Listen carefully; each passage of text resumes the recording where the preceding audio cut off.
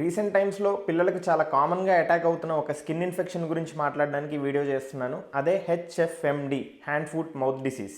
Hello everyone, నేను మీ doctor Praneeth Reddy. HFMD అనేది ఒక వైరస్ వల్ల వస్తుందండి, కోక్సాకీ వైరస్. ఇది యూజువల్గా లెస్ దాన్ 6 years చిల్డ్రన్ని చాలా కామన్గా అటాక్ చేస్తుంది. మోర్ దాన్ 6 years చిల్డ్రన్లో కూడా అకేషనల్గా రావచ్చు. సో ఇది ఎఫెక్ట్ అయిన పిల్లల్లో mild fever, sore throat and అలానే ఆకలి తగ్గిపోవడం.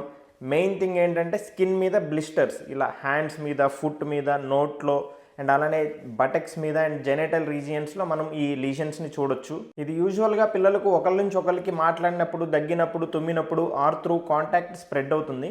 ఇది యూజువల్గా సెల్ఫ్ లిమిటింగ్, 7 to 10 daysలో దానంతటదే తగ్గిపోతుంది. కానీ దీనివల్ల వచ్చే ఒక మేజర్ కాంప్లికేషన్ ఏంటంటే పిల్లలకి నోట్లో ఈ అల్సర్స్ అవ్వడం వల్ల ఏదైనా తినడానికి కానీ తాగడానికి కానీ చాలా ఇబ్బంది పడతారు.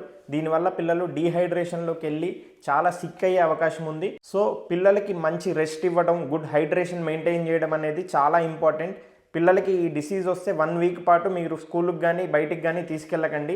ఇలా చేయడం వల్ల మిగతా పిల్లలకి ఇది స్ప్రెడ్ అవ్వకుండా మీరు కాపాడిన వాళ్ళు అవుతారు. అండ్ పిల్లలకి ఫీవర్ వస్తే పారాసిటమాల్ ఇవ్వండి. ఆ బ్లిస్టర్స్ని ఎట్టి పరిస్థితుల్లోనూ మీరు పగలగొట్టొద్దు, వాటిని నీట్గా ఉంచుకోవాలి. పగలగొడితే వాటికి సెకండరీ బ్యాక్టీరియల్ ఇన్ఫెక్షన్స్ అయ్యే అవకాశం ఉంది. దీని గురించి ఇంకా ఏమైనా డౌట్స్ ఉంటే కామెంట్స్లో అడగండి. Thank you.